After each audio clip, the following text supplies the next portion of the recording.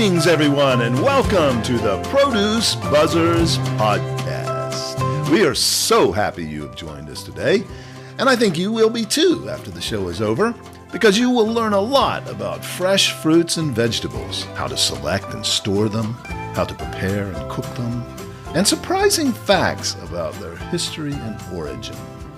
We hope it inspires you to eat more fresh fruits and vegetables, not only for your health, but also for your delight and pleasure as you explore their amazing world of taste and delicious flavors. Eating more of them will transform your life in so many positive ways. So settle back, relax, and get ready for another delicious adventure with the Produce Buzzers.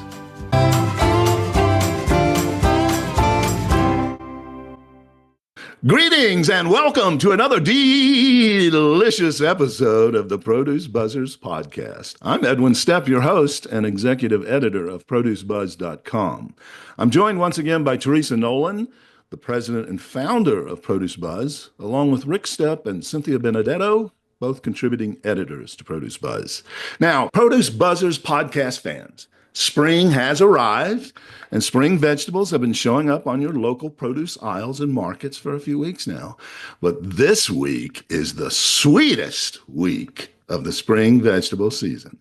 That is because this is the week that the sweetest onions in the world will be first shipped for the 2025 season. Yes, it's time for a fresh crop of Vidalia onions. I'm sure most of our listeners are aware of these amazing sweet onions from the state of Georgia in the southern U.S. They are named for a small town in Georgia, which is at the center of the growing region for onions in the state. The region around Vidalia, Georgia has a special soil that is the reason they have such a delicious sweet flavor. Today, we are going to celebrate those onions, and we have a very special guest joining us to tell us about them. John Shuman and his family-owned Shuman Farms have been in the sweet onion industry for 3 generations. I'm sure many of our listeners have seen their brand of onions in the stores where they shop. The Real Sweet brand is one of the most recognized brands in the produce aisle because of the consistent premium quality they deliver. Headquartered in the center of the Vidalia growing region in southeast Georgia, Shuman Farms' legacy began in the mid-1980s with a small family farm in Reedsville, Georgia. From those humble origins, they have grown the business into a nationwide and international farming success. Today, they are an industry-leading year-round grower and shipper of premium sweet onions. That success did not come easy. Their story is one of dogged determinism, perseverance, and faith to overcome many obstacles and uncertainty. To say it was hard work and toil is an underestimate. And John will relate some of that dramatic story to us today. So John joins us to tell us about Vidalians and the history of Shuman Farms. And he will also tell us about how they are giving back to the communities they serve all over the country with some very impactful charity work. John, welcome to the show. Thanks for joining us. Glad to be here. It's really appreciate the opportunity. It's always good to see you. We cross paths at the various produce conventions, and you're always there with a smile on your face, doing the business and reaching out to everybody. And it's always good to see you. So thanks for being here. Now, as I mentioned, the story of your success was not an easy road. You persevered through some very difficult economic times and some personal tragedies and difficulties. Tell us about your background, your personal background, and then that about Shuman, the history of Shuman Farms.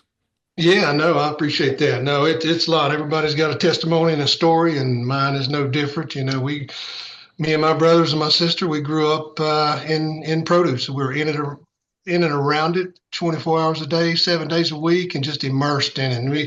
And I followed my dad around, growing up in the South and in a rural county. And, our whole county today is about 20 or 25,000 people. And our hometown's 2,500 people with one red light. So this is a small community. And certainly being in the South, we grew up on dirt roads and on the farm. And that's just all I ever saw and all I ever wanted to do. And my dad, he was in it on both sides of the fence, so to speak. So he owned Shuman Farms, which grew cabbage and peppers and just all kind of southern vegetables. And he also grew Vidalia onions back in the 80s when the industry was just trying to find its way, just trying to turn into something nationwide. And so he was on that side of it. And then he also owned Shuman Fertilizer, which is feed and seed dealership for local farmers. He would sell local farmers in 2 or 3 counties around all the seed and chemicals and fertilizers they needed to plant peanuts and corn and soybeans and just all the vegetables that are in the produce industry you can grow in this neck of the woods. And, things were good in the 70s. I mean, farming in general was just booming. And my dad made the joke back in those days, in the 70s, we were farming white line to white line on the highway. We were even farming the ditches. It was that good. But, the 80s rolled around when the farm crisis of the 1980s showed up in an ugly way and really had a negative impact on family farms across the United States. And my dad being so financially entrenched on both sides, I mean, that was his entire business. With the Shuman Fertilizer and then the Shuman Farms, he was hit on both sides of that fence. And so he was selling all the local farmers on credit. And when they were unable to sell their corn or their soybeans or their peanuts for a decent return, they left him, they weren't able to pay him, so to speak. And so he had to dissolve and liquidate the fertilizer business. It took about 7 or 8 years, but around 1989, he had to close that, wasn't financially able to keep going with that. And then he was able to keep Shuman Farms for a few more years, but just the negative financial impact, the hangover from that farm crisis, eventually after one tough onion season in the early 1990s, he shut down Shuman Farms. And that was the year I came back from college. I had just graduated from college.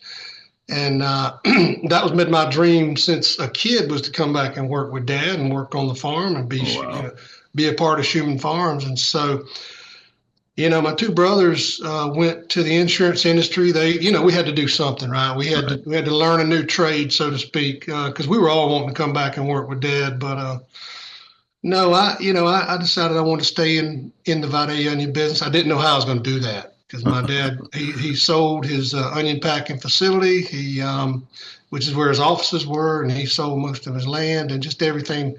He basically liquidated and shut down to satisfy as much as he could the debt he had. So he said, I said, Dad, I want to stay in this. He said, well, I can't help you farm, so I don't have the money for that. He said, but I can introduce you to some growers in the industry, and maybe you can sell onions for them. I said, okay, well, if this is my story, if this is the opportunity available to me, then if this is my way in or to stay in, then I think I want to do what I can. So he introduced me to several growers, and back then I didn't have any business. So, I had a telephone. Actually, the grower that bought my dad's packing facility was kind enough to let me stay in one of those offices. So I sat at my mom's old desk, which is a metal old teacher's desk.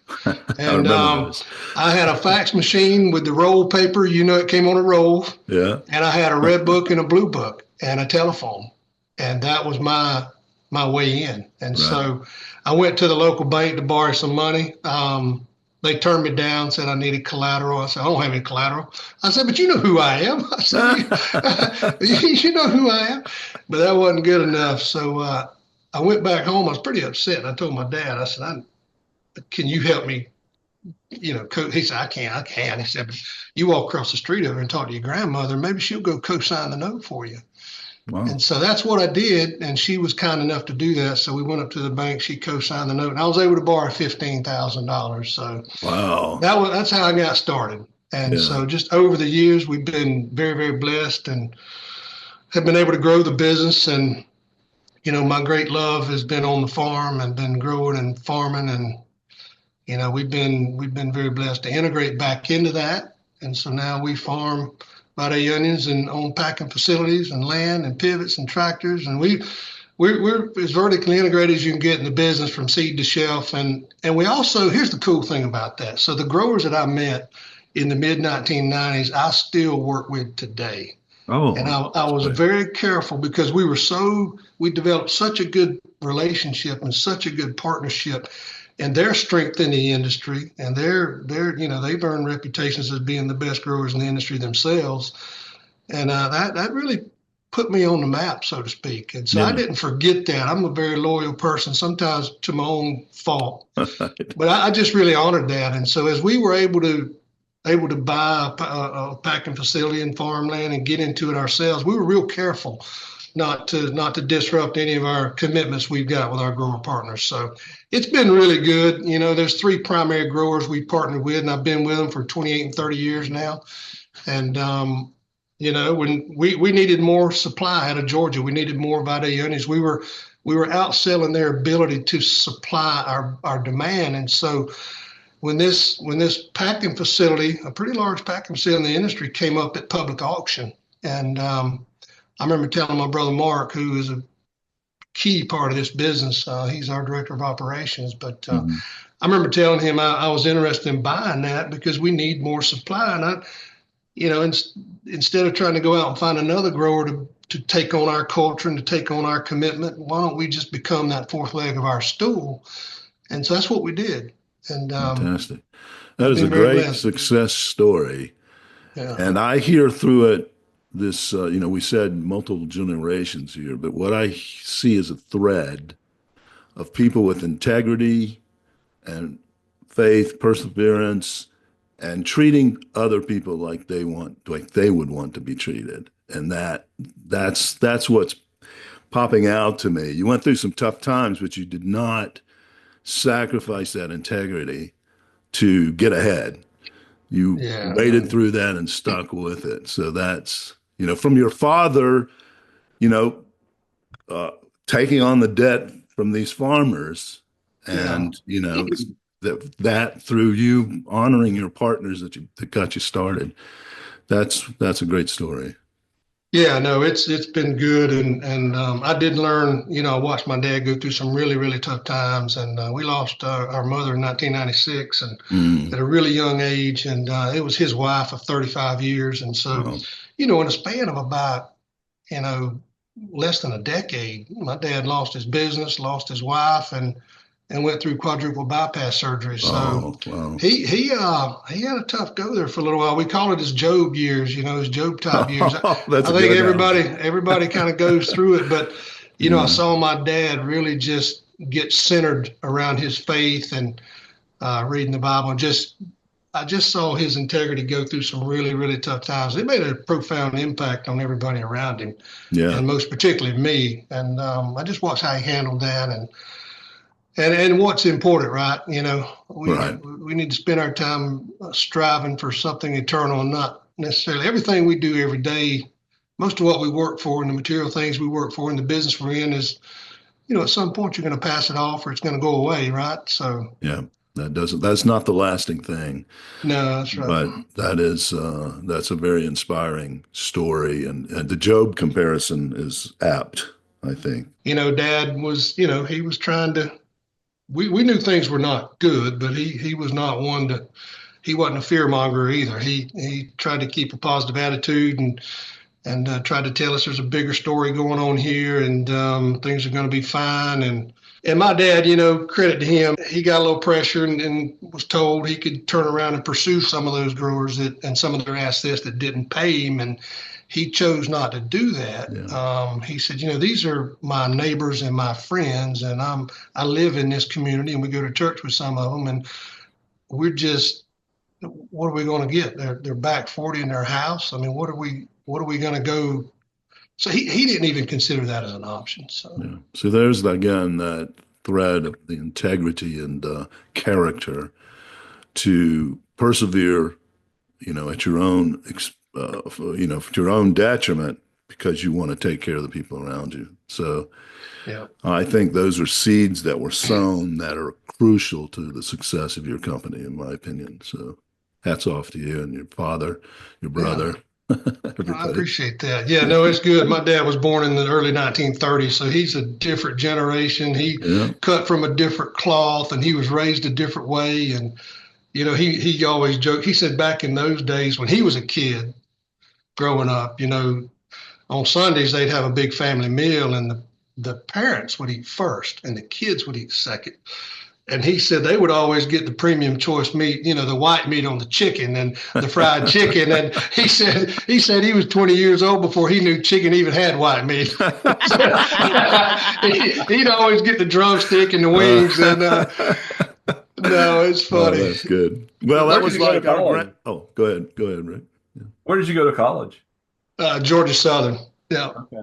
It's about 45 minutes from here. It's I got a sales and marketing degree from the School of Business over there. And coincidentally enough, my oldest son, Luke, has joined us last year. He graduated from the University of Georgia a year ago in December, and he got a degree in agribusiness. And so he started with us last January, and very blessed to have him come in as the third generation. And then my younger son, Jake, he's 22. He's a senior at Georgia Southern right now, and he's following in my footsteps. He's in the School of Business, getting a sales and marketing degree. So sure. That's fantastic. We all tried to, the three of us, Rick, Patrice, and I, we saw how our father worked basically 24/7, and we all tried to run away from it as far as we could. But it pulled us back. Oh, it does. It does. It's like we've said before, this gets in your blood, and you can't explain it to people on the outside looking in that hadn't been a part of it or don't know it. Yeah. But like I told you earlier, I always say you got to be 1 degree off center to be in this business, because you're dealing with something that, that at the end of the day, you don't control really any of it. No. I mean, you really don't. You manage it the best that you can. You have processes and procedures you've learned over years of being in this business, and call it your trade equity or your brand equity or whatever you want to call it, or your culture, whatever you want to call it. But it's just your footprint, your imprint on going to market and how you go about growing the crop and harvesting the crop and packing and shipping. And so just, you just do the best you can. Is all you can do. Right. This show is about. I like to say that farmers have a gambling addiction. So they do. Yeah. Well, we're big college football fans here in the South. Georgia Bulldogs is a big thing for us. And people some of my friends are like, you don't want to bet on the Georgia game? I'm like, man, we farm for a living. I don't sports bet. I'm not interested in betting on sports. Sports betting is for rookies. Y'all want to have some excitement. Y'all come on and get in. The water's warm. That's great. Now, this show is about you, but I want to point out a couple of similarities to our family. My grandfather had a general store. He also had a feed and seed supply. How about that? Also a hardware store, all in this one place. A general store in the middle of this small community. Didn't even have a stoplight. But through the Depression, he basically let people just charge things and run up expense accounts. And most of those people never paid him back. And like your father, he never went after them, and he was able to survive it, but he basically just wrote it all off. And then, so that was one thing I wanted to just make a contact. We also have in common that our dad and our grandfather, not so much my grandfather, but our dad was a vegetable grower in Hendersonville, North Carolina. And right. He grew peppers and cabbage. Cabbage, lots of cabbage. No onions. I don't think we grew onions, but beans of all kinds and tomatoes and lots of peppers. And he had a packing house with lines for for apple. Western North Carolina is a big apple growing area. I'm sure you know that. So we packed a lot of apples. So. And Rick and I started working when we were 6 years old, putting the boxes together in the packing house. after Rick ran away from home. But what's funny is when you were saying the blue book and the red book and your phone and your metal desk. My daddy got sick when I was 19, and then my mom, who had sold citrus, she went and opened up like a broker. She did it from the house for a little bit, but then went and had the metal desk and had the blue book and the red book. And so Cynthia's mom is a pioneer woman in the citrus industry. She sold for many years for Ocean Spray Citrus and others before that. She was probably the first woman salesman in the citrus industry, and she was a pioneer. She really and who didn't marry into it and was not white in in Yeah. Vero. Like everybody's white in Vero. You're either white or black. But Right. yeah, so So How about Cynthia's that? got a good heritage there. Anyway, enough about us. Let's get No, back. that's great. I just That is wanted to. great. I didn't know if you had ever talked about that with Teresa. I and know you I mentioned went some. to I was an agribusiness major. Oh, that's Okay, yeah, that's yeah. Because I good. thought like, oh, all the boys will be in agriculture. I just didn't think it. I didn't think it far enough along that like the type of Oh, guys, the cornbed boys that like probably that's right. weren't my All the big smart ones, huh? yeah. Yeah, I tell you, that's a great story. Well, do you have any more to tell us about your background, your history, how it, well, maybe let's go, let's take it past the difficult years now and Yeah. what was kind of the pattern to get from Vidalia area to international. Yeah, it's been a little did we know in the mid 1980s, the Vidalia onion just kind of shot out into popularity. Piggly Wiggly picked that onion up first, and I actually had the trademark on the Vidalia name. And the Oh, growers went to the industry. Some of the first growers in that time went to Piggly Wiggly and asked them to give that trademark to the state of Georgia so we could build an industry around it, right? And so they did. And so wow. the state of Georgia owns the Vidalia trademark. So we all license up and we're regulated by the Georgia Department of Agriculture. And, and Kroger, I think, was one of the first retailers to put Vidalia onions nationwide, kind of outside of the Georgia footprint Hmm. or the Southeast footprint, and it really just took off. And so retailers kind of stepped back after a few years of this thing just gaining popularity and growing in popularity and just flying off the shelf. And they're just like, we've got something different here. This is a different category. We need to merchandise and sell and promote this differently than we do our yellow onions. And this is it's a seasonal thing, and they really saw the value in it and the incremental sales they were getting from it. And after a number of years, they looked at some of us in Georgia and said, "Hey, we want these things year round." And we were Oh. like, "Well, we can't do that in Georgia. That's not going to happen." So, but what we did do, what we were smart enough to do, was we looked around. And I always tell people, for about 10 years, we bumped around in the dark, trying to find our way in the wrong growing region, dealing with the wrong people, having a hard time figuring out how to cultivate these in different places. And it was a tough go. And when you have that kind of a tough go, man, it costs time and money. And Right. you really have put a lot of sweat equity into it. But, over a period of time, we found Peru, we found South America. And so we finally got to the right people, got to the right growing regions. Peru is such a long and just diverse country with the different growing regions and elevations. And so, but we finally have found some really good growing regions down there. And a sweet onion industry was born in Peru. And this was all taking place in the 1990s, mid to late 90s, and the early 2000s. But the Peruvian sweet onion industry today is the largest sweet onion growing region in the world. Oh, really? It's even producing more volume than the Vidalia sweet onion growing region now, simply because you're just below the equator and you've got more sunlight, more moderate temperatures, and you can grow for your growing season is longer. Oh, So, okay. That makes we sense. we harvest Vidalia onions in Georgia in the spring for 6 to 7 weeks.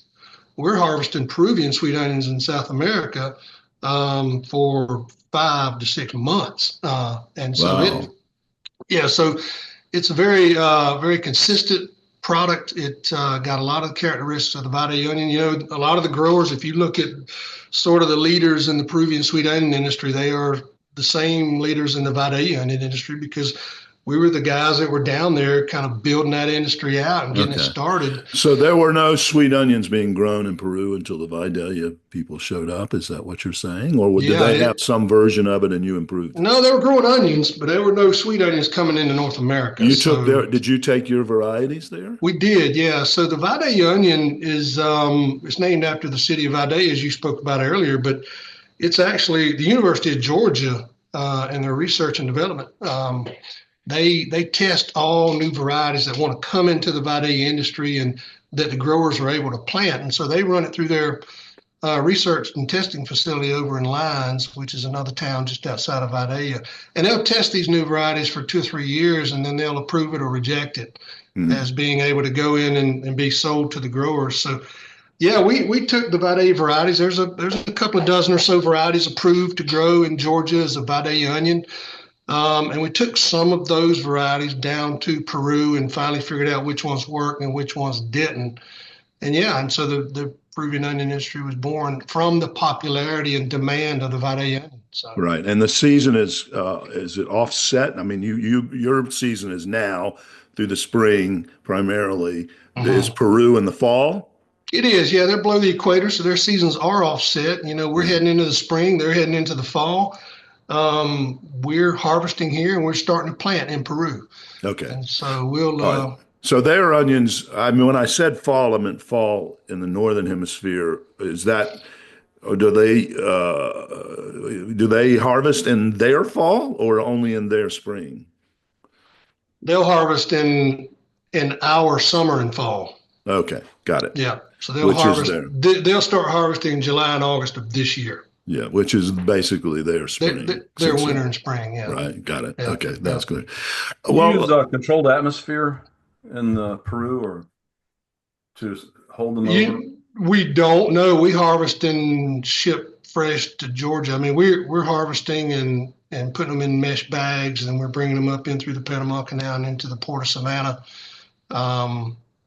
Yeah, so I always tell people, there's this misconception about imported produce or particularly sweet onions about age of product. And I'll always tell folks, if you buy a Vidalia onion in June or in July, each and every summer at your grocery store, and you buy a Peruvian sweet onion in the fall and winter, that product there's really no difference in the age of that product from harvest to availability on the store shelf. So right.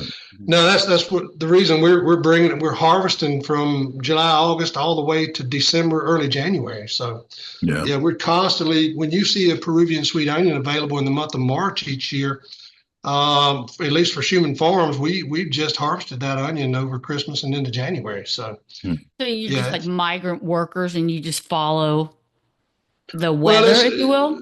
Well, no, it's local Peruvians. I mean, they harvest them. And No. I mean, like, as a whole, like you, so you don't plant them all at the same time. You don't harvest them. So do you have to, like you mentioned the shape of the country. So does that, you start at the top and then go down, or start at the bottom and then go up? Oh, I see what you mean. Yeah. Work? Well, we've got two primary growing regions, one in the south of Lima for 3 or 4 hours, the Ica growing region, and then we have a growing region to the north. And so we do plant at various times, and we're able to harvest over a long period of time. I will say the peak production for the primary crop in Peru is usually October, November. So that's when most peak production is coming off. But we do start in July and August, and we usually plan to have our Vidalia sweet onions go all the way through Labor Day each and every summer. And so we're in a really good position to transition our customers here in North America because we're already bringing in and putting on in our cold storages Peruvian sweet onions. And that's where the Georgia Department of Ag really comes in. And they'll come in when you bring another onion into the Vidalia onion growing district during the Vidalia season, you have to declare it with the Georgia Department of Ag. And if you don't, you get in a lot of bad trouble. So what you do is you declare it and make them known that you're bringing this different onion, whether it be from New Mexico or from Texas or from Peru or wherever it may be. You have to declare that this onion is coming into the district and it's not a Vidalia. And so what they do is they'll come in and monitor it with their inspectors. They'll allow you to take it off of the truck and put it in your cold storage. And then the Georgia Department of Ag will seal that cold storage with their own seal. And you have to actually call them to break the seal. It's a really good thing. It's a lot of red tape, but I'm in favor of that. I'm a really big proponent of that, so it's a good thing. Is that because of pest control, or what's the problem? It's to protect the integrity of the Vidalia onion, just to be sure that... Make sure you're not using Peruvian onions. Yeah, just make sure you're not using Texas or New Mexico or Peru or anything, really. Right, just to make sure the integrity of the brand is maintained. So it's a good policy. You know, the reason I was asking about the controlled atmosphere, I remember there was a movement I think it was in the 90s, where different growers were building controlled atmosphere facilities to carry the Vidalias longer. Are they still doing that there at all, or is it done? Well, we are. There's a whole industry built now, but you are correct. In the early 1990s, the Vidalia industry, some of the growers adopted technology from actually the Michigan apple industry. So they built the cold storage rooms equipped with the controlled atmosphere. You would basically take the oxygen out of the room and pump nitrogen into the room, and basically you're putting the onion to sleep so no organisms can survive or grow. But we used that early on in the industry because we would finish harvesting in the very early days of Vidalia when it was really, really growing faster than anybody could keep up with it. I always say back in the early 90s, if you had a pulse and you could drive yourself to the bank, not early 90s, probably the late 90s, if you could drive yourself to the bank, they would loan you money to grow Vidalia onions because the industry had just growing that fast. It was really probably around the mid 90s to late 90s. This thing really it took off pretty hard. And so a lot of infrastructure was being built. And the original cold storage rooms were CA technology because in those days, we'd finish harvesting around June the 1st, and we'd shut down for the summer. And we would come back in August and September and pop the doors open and sell Vidalia onions sometimes all the way into November and maybe even touch Thanksgiving. But the popularity of the Peruvian sweet onion industry and the Peruvian sweet onion itself, which really was driven, that industry is being built by the Vidalia onion, several leaders in that industry, along with myself. And so we're handling the Vidalia and we're handling the Peru. So we had to adjust. So we don't want to sell Vidalias really around Thanksgiving anymore. And we don't get to take the summer off, right? So these retailers are not letting us take 2 or 3 months off. So at the end of harvest in Georgia, we're actually harvesting and drying and curing and packing and shipping from the field in late May. And when we get really close to the end of harvest, we're already popping open a couple of those cold storage rooms, and we're packing out of the field and out of cold storage for 3 or 4 or 5 days as we make the transition from harvest over to cold storage. But no, it's good. So we pack. We never miss a day. We start in mid-April usually each and every year, and we'll go each and every day through most of the summer. So Vidalia onions don't have as long as shelf life as some other onions. Is that what we're hearing from this? And no, they actually do. Okay. Not like a yellow Western cooking onion. No, Yeah, of course not. It's a little more delicate onion than that, but it's got every bit the legs under it that a Peruvian sweet onion does. It's just that the consumer demand based on the size and the scope of the industry, right. pulls that product through. Yeah. And we're usually done sometime in mid-August to mid-September. Yeah. What makes them so sweet? What is the chemistry behind that, if you can share that? Yeah, no, it's that combination of soil and water and just the weather around here. So we're in the coastal plains of Georgia, which we have a very sandy, loamy soil. And basically, in layman's terms, what that means is most of our nutrients in the soil will leach out of the root zone through rainfall and irrigation. And so we're able to, as farmers, to go back in through soil sampling and different things and kind of put the NP and the K and the micronutrients back into the soil that we want, that we've learned over time that produces this premium sweet onion. And so particularly sulfur is one of the micronutrients that we're paying close attention to.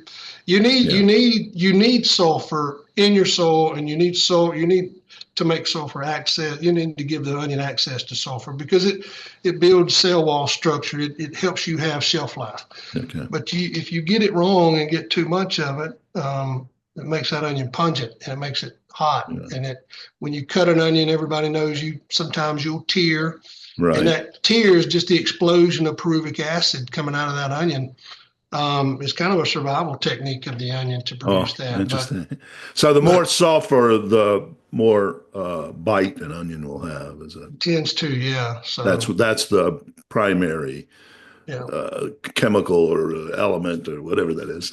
Yeah, and so we have the soil composition, we have the early springs, we have the mild winters, that really promotes and really is beneficial for this onion. And it was discovered quite by accident. So back in the 1930s, during the Great Depression, Interesting. the local farmers were looking for a new cash crop, and they brought in some plants. I think it came out of Texas or somewhere, and they planted them. They came out mild and sweet, and over the next 40 or 50 years, it just I don't know if it just never.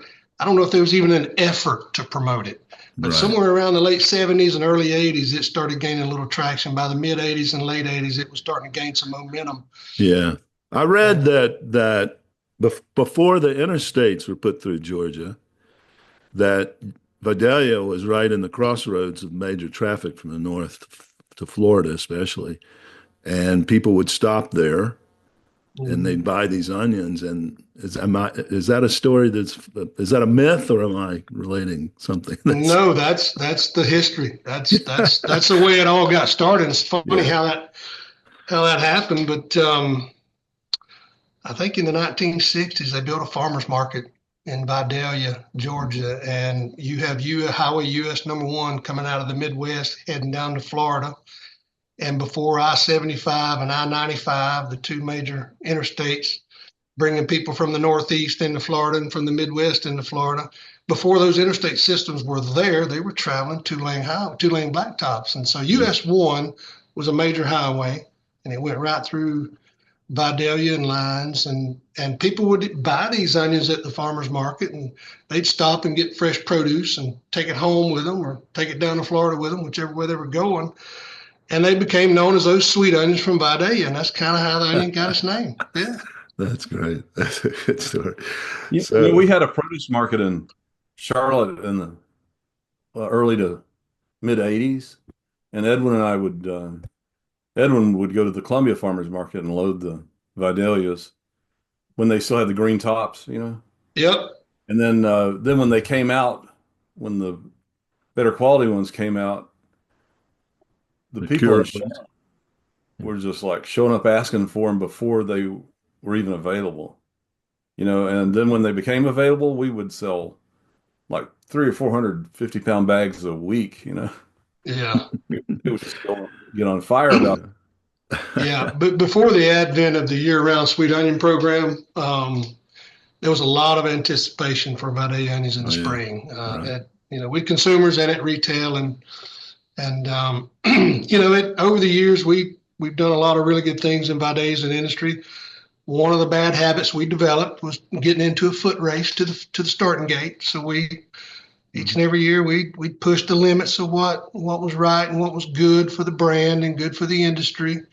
The commissioner of ag about 15, 20 years ago came down, and he just said, guys, I don't think, and we'd been petitioning the commissioner to help us. We had told him we need to get this, we got to figure this out, because each and every year the industry seems to try to go sooner and sooner and sooner, and just to meet retail demand, right? So, and the market price is usually higher at that point too. So yeah, that's right. They want to get the market. That's right. So we weren't doing the right thing for the quality, for the commitment to the value proposition that Vidalia should be known for. So that's where the start date came from. That's how the Vidalia start date was born, out of the frustration of how do we got to step back a minute and think about this foot race to the start gate and understand that that's not a good thing. That might be a good thing for one or two farmers, but it's not a good thing for the industry. Right. Let's just make sure our listeners understand that. I know that I've posted about Vidalia onions on a website before, and people say, what do you mean a release date for onions? That doesn't make it. But it's the date that you're allowed to start shipping. Packing and shipping. Packing and shipping. Packing. Okay.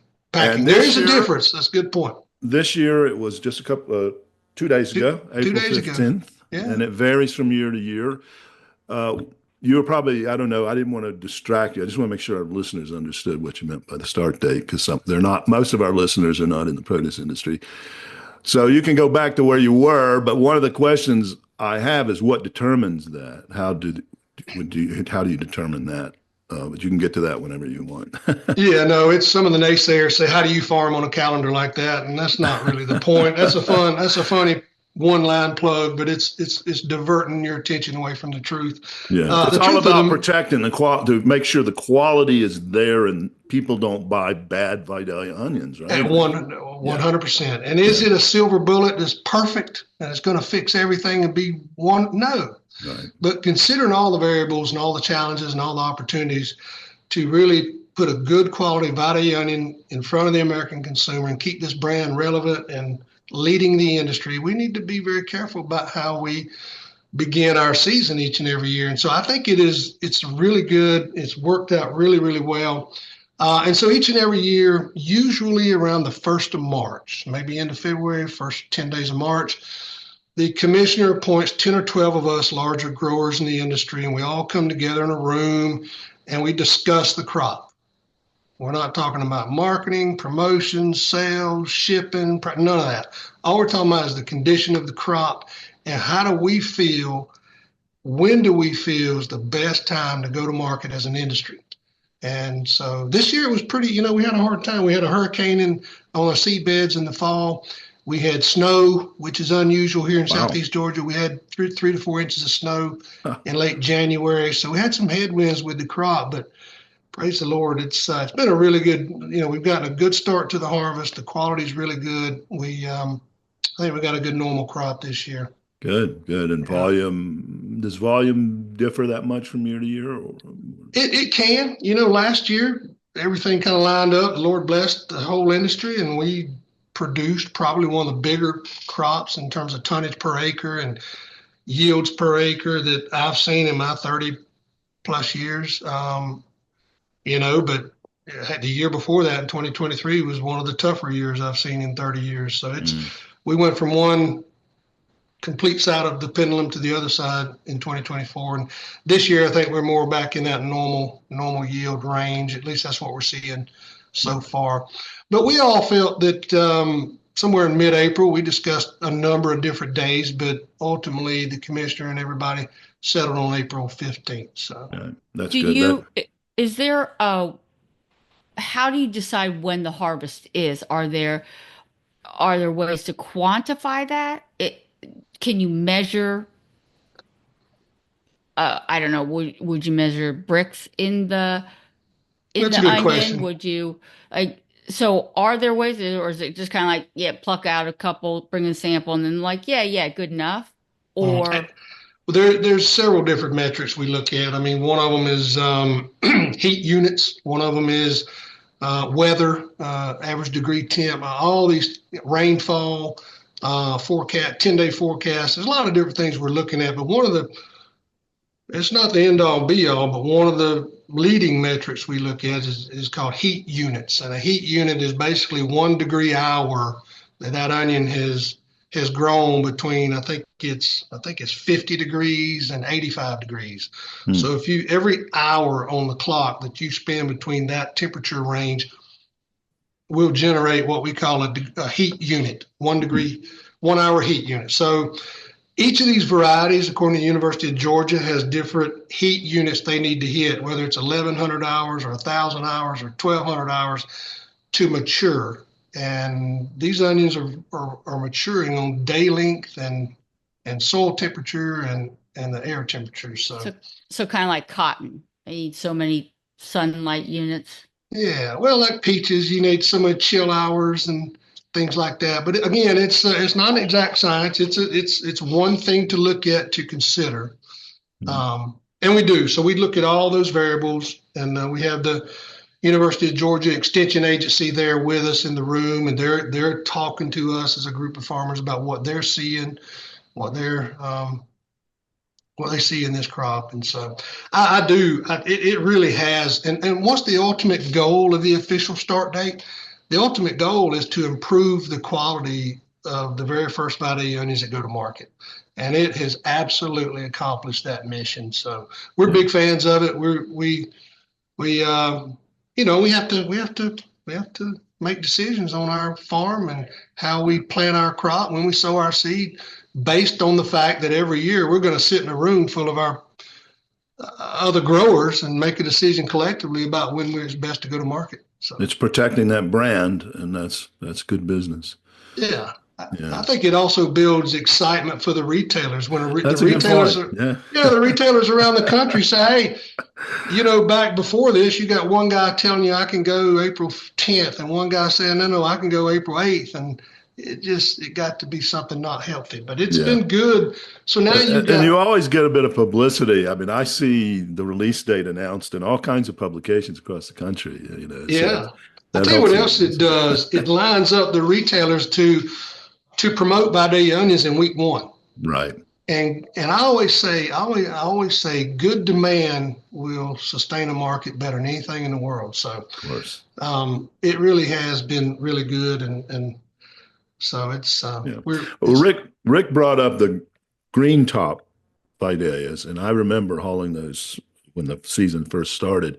That was probably before you had release dates, but you still market them. They're here in our local grocery store. I see them. I love buying them. I love chopping them up, using the tops and cooking. What sets those apart? What would you say about the green top ones versus the cured ones? Are they cured when they're? Is that called cured when they're cured? Yeah. No, the ones we harvest out of the field during the season, we put in drying rooms and we put heat on them to cure the neck. Got it. And to set the skin, and that really promotes shelf life. Right. But we call them baby Vidalias or Okay. or Vidalia salad onions. Yeah. You can sell these with the green tops on them, and they have a much smaller bulb, maybe the size of a ping pong ball, or it could be bigger, but depends on what time of year it is. But you can start selling those somewhere around Thanksgiving and Christmas, and you can sell them throughout. Oh, really? That early in Vidalia? You have them in Vidalia and Thanksgiving? If you have them that early, you have specifically planted for them. Okay. So that would be a direct seeded thing. It's not a high volume thing. It is a niche item, but people do. We do grow and pack and ship some of those, and it's just a different use. Like you said, it's more of a green onion type use where you're using the top and the bulb. And yeah, they're beautiful. Yeah. I love seeing them. Yeah. Honest to God, I've never seen one with the green tops. Oh, really? Yeah, no. I mean, I'm like, oh, then no, I'm down here in Florida, and they sell them in Florida, Cynthia.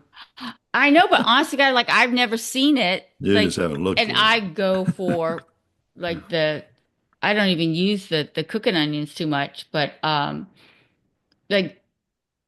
it's like a leek, and so it looks like a leek with a bit bigger bulb. Yeah. Mm-hmm. It does, yeah. Huge. It does. The tops are huge. John, is most of the harvesting done? Is it a combination of manual and mechanical harvesting, or is it? That's a really good question. Most of the industry, the overwhelming majority, like in the 95 percentile range, I would think, of acreage. I don't have an exact statistic on that, but it's over 90% is hand harvested. So we'll plant these onions on our seed beds in September and October with a tractor and an air planter. And we're putting around it varies with every farmer, but we're estimating we've got about 2.3, 2.4, 2.5 million plants per acre on the seed beds. And we'll grow those off until early November, until they're about the size of a pencil. And we'll pull them by hand.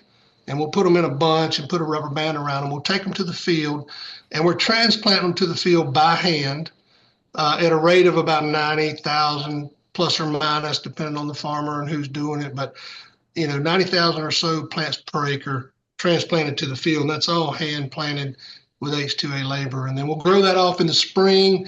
And again, we'll dig them out of the ground with a tractor and a digger.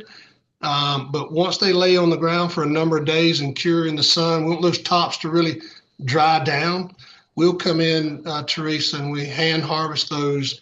We'll cut the top off and the roots off with a shear, and then we'll put them in bins and bring them into our packing facility and put them in the curing rooms or the drying rooms for anywhere from 2 to 5 days, depending on how early in the harvest it is. It'll go 4 or 5 days, and later in the harvest, it's 2 or 3 days, to cure that neck and to set the skin on it. So Yeah, it's very labor intensive. That's our number one cost input, of course, is labor. But Right. There's not just one variety of Vidalia onions. I think you've already alluded to that the University of Georgia has yeah. been helping you develop varieties. Uh, I don't want to get too technical with this. I think our listeners probably won't be that interested, but I'm curious, what are the major varieties and do they have different names or are they just, I'm sure they have different names. They have They do. They start out as a number, and actually the seed companies develop these varieties. Okay. One of the leading seed breeders is in Israel, and that's where a Oh, lot of wow. this. Yeah, and but there's 2 or 3 major breeders. That's But interesting. interestingly enough, my dad, when he got out of farming in the early '90s, he was 64 or 5 years old. I can't remember exactly, but he was looking for a job, Yeah. and he went to work for a seed company out of Yuma, Arizona, named D. Palmer Seed Company. And a man named Dwayne Palmer used to own that company. And he came from Rio, Colorado Seed, which developed some of the earlier Vidalia onion varieties. And my dad went to work with this guy and started because he knew all about the agronomics and the agronomy and growing a Vidalia onion. He knew all the farmers in the 2 or 3 county production. Well, it's a 20 county production area, but 90% of the production is in 2 counties. That's Tattnall County and Toombs County. And that's where we're from, Tattnall County, which produces about 60% of all of them. Hmm. My dad knew all the growers. So he was perfect to help. And it takes 6 or 8 years to develop a new variety. So the first few years he was selling these, he didn't have anything to sell. But after a number of years, my dad developed some of the most popular varieties in the industry. And he would name them after things in his life. Because you start testing these as a number, and then you turn it into a brand name you can sell. So he named one of them, which became the most popular variety in the industry for the past 10 or 15 years, called the Sapelo Sweet. Hmm. Well, Sapelo is a river off the coast of Georgia. My daddy used to like to Oh, fish. yeah. And Yeah. so he named that one Sapelo. He named another one Miss Megan after my niece and his granddaughter. And and the seed company, to honor him and his work and his contribution to developing these varieties, they named one Mr. Buck Oh, that is great. after him. I remember it's a true story. Kroger used to love that variety, and it was one of their most favorite varieties. And when they would come to Georgia and their field buyer would walk the fields with us, and everybody they did business with, they wanted to know if they could look at some Mr. Buck varieties. Interesting. That is great. What an honor. Yeah, And that's it's one pretty of your cool. brands. Don't you have a brand of We bagged do. onions under that? We do. Years ago, I wanted to develop a brand that communicated the attributes of the product. And so I came up with a Real Sweet. So Real Sweet brand, Sweet Right. Onions is our primary brand. But we needed to develop another brand. And I wanted to honor my dad with it. So That's great. we came up with Mr. Buck. That's So great. and that brand's more your farmer's market style look and feel. We want to communicate some characteristics about him and just his love of the land and his big smile. In the family, we nicknamed him Smiling Buck I bet. because if you just could not walk up on that man without a smile on his face. And That's kind of what I've experienced with you when I've seen you at these conventions. yeah, You're under a lot of pressure, but you're always smiling. Well, that's fantastic. That is great. I want to get into your charity work, especially. I don't know if Rick or Teresa has any other questions about the onions or Shuman Farms. There's a lot of questions I had that we're not going to get to, but I think in the interest of time, we should probably get on. I would like to get on to the work you're doing because we had a very special guest on the podcast a few weeks ago, Amanda Kiefer, oh yeah, who also does a podcast for your Healthy Family Project. And of course, I've interacted with them a bit with Produce Buzz and tried to highlight some of the great work they're doing there. She told us a little bit of the history, how they got started, but tell us about that. Tell us what your aim and what you're achieving there. yeah. No, Healthy Family Project is it's a blessing, and it's kind of turned into something more than I ever expected, and so. Back in, let me think when it was, 2000, my son Luke, he's 24 now, and he was born in September of 2000. And when Luke was just a few months old, he developed RSV, which is a respiratory virus, which is pretty common among kids. It's really not that uncommon. But the longer you have it and the more you can't get rid of it, the more serious it can become. And so they put him in a children's hospital down in Savannah, Georgia, to monitor him and to run tests on him and to treat him for that. My wife and I were down there and became exposed to this children's hospital and the Children's Miracle Network. And we had never really paid attention to Children's Miracle Network, didn't really know what it did, but it's a fundraising organization that works with children's hospitals that become a part of the Children's Miracle Network, and they raise money to support these hospitals, where these hospitals can provide care to people and parents regardless of their ability to pay. So we came away from that experience exposed to Children's Miracle Network, and we were at home, and I told my wife, Lana, she and I started looking into Children's Miracle Network, and we're really interested in, they were so good and kind to us down there. How can we give back to these people? How can we support them? And we got to looking around Children's Miracle Network and realized they worked with a lot of grocery retailers in America, but they did everything center of the store. You may even recognize from days gone by, they sell the $1 CMN balloon, the paper balloons.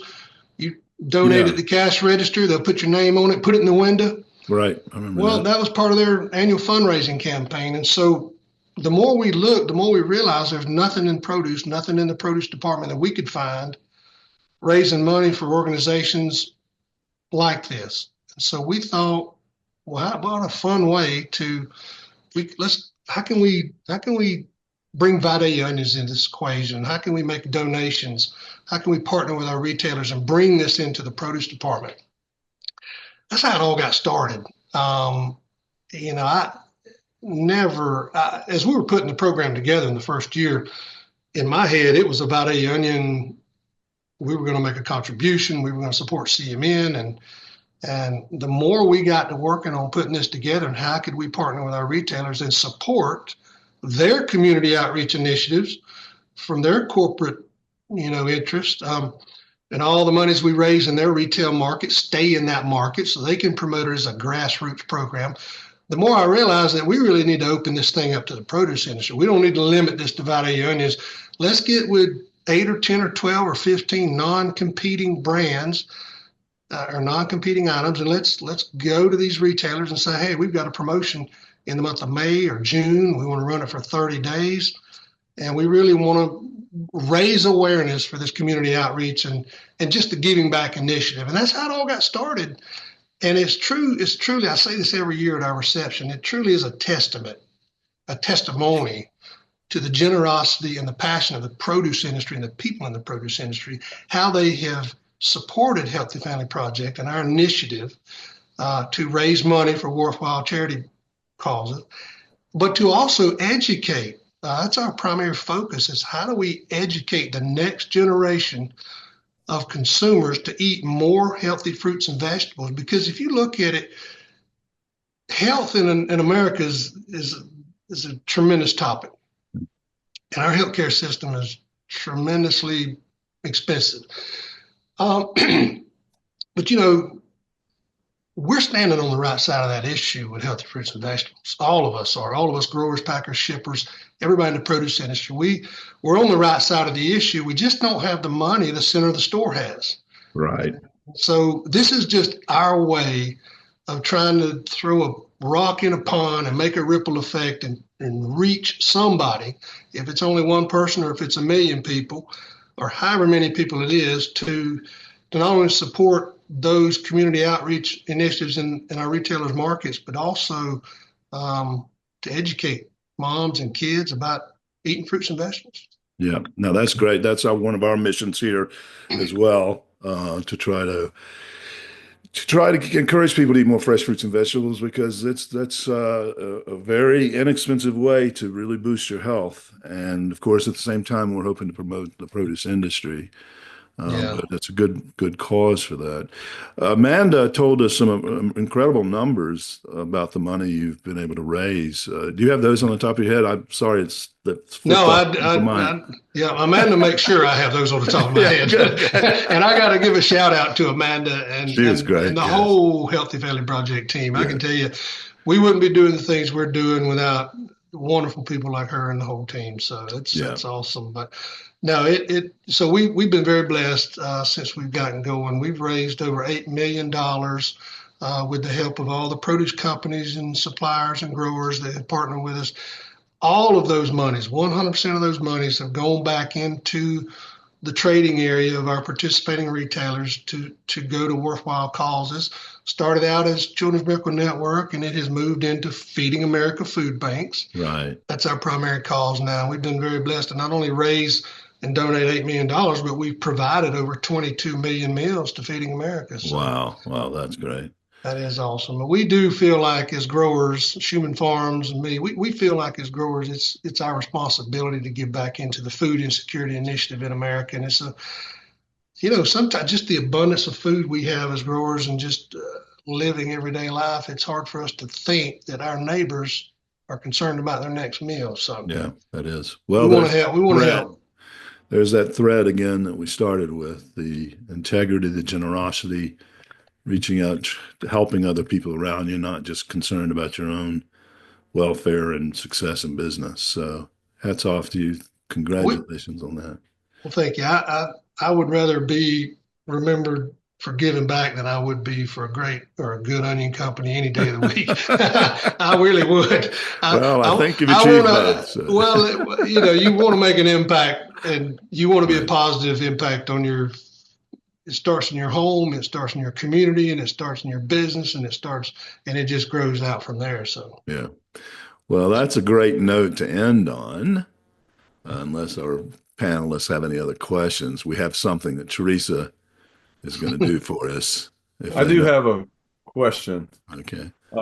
Is the shipping pipeline full now of Vidalia onions? I live in Duluth, Minnesota, so I haven't been to the club store That's yet. where Rick lives in Duluth, Minnesota. Okay. Well, we just started shipping on Tuesday morning, April 15th at 8 a.m. That's not only do we have an official start date, An hour. we have an official start time, and that is when you can start bagging and boxing and packing. Okay, so you can't have them on the truck yet. You've got to. No, it's only after that we. So is this like a NASCAR thing that you're like there with the flag? That you can It is, yeah. go? Yeah, it's fun. We had a news station out of Savannah come down and meet us at our packing facility at 5 a.m. and they had a morning news thing at 5 a.m. come on the air. And I said, look, y'all can be there at 5 a.m., but we're not going to be. But we're going to be there a little bit later. But yeah, so they were there. They just turned the lights on and shot and got a thing of the sign. But no, they were there at 8 a.m. and we had a nice live news feed there. It's a great way to promote Vidalia Onions, right? Like you said earlier, it generates a little buzz and a little excitement around it. That's great. Yeah. Okay, now John. I'm just finishing off my last container of your brand that I bought at the club store. Yeah, of the Peruvians. that's right. I bought like a 5. I don't know if it was a 10-pound or a 5-pound.